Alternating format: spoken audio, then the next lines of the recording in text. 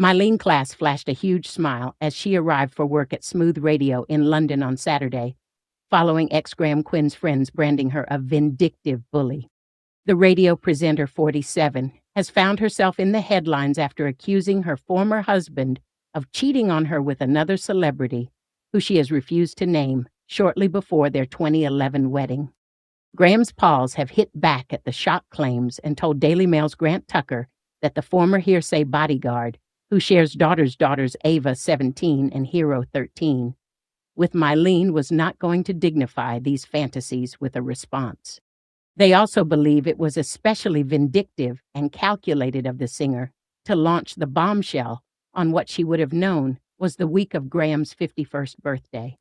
Despite the drama, Myleene appeared in high spurts as she strutted her stuff through Leicester Square with a huge bouquet of flowers.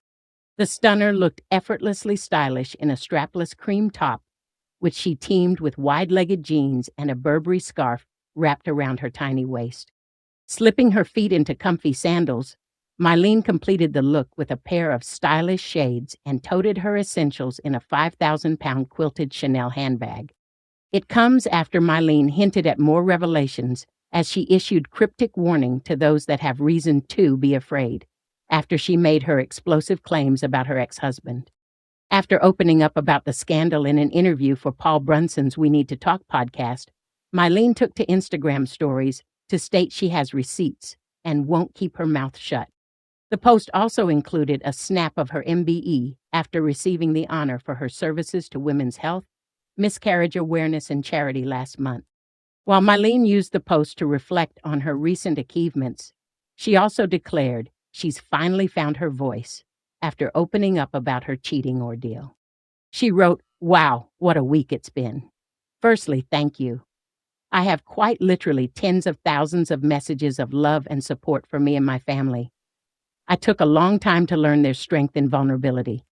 In a varied week where my interview with Paulky Brunson and At Need to Talk went viral and reached the people who needed to hear it, where I was part of the incredible At's John ambulance team who helped to save a person's life, and where my children and I somehow managed to rescue our passports from the bottom of the Adriatic. It's been a mixed bag. All this to say at 47, I've finally found my voice, and it's clear, unapologetic, and brutally honest. To those that fear its truth, you probably have reason to. I have receipts. To those that need to hear it, I've got you, and I fully intend to continue using it to change the laws and legislation that neglect women and children in this country and around the world." Myleene then ended her post with a Bible quote that said, "And the truth will set you free," John 8:32, before adding her own words, "and then some." The former one-show presenter left fans reeling when she dropped the explosive claim her that ex-husband cheated on her with a female celebrity in a very honest chat with Paul C. Brunson. Refusing to name the woman, Myleene hinted that the person in question has built a career off a family brand and clarified that it was before they had got married.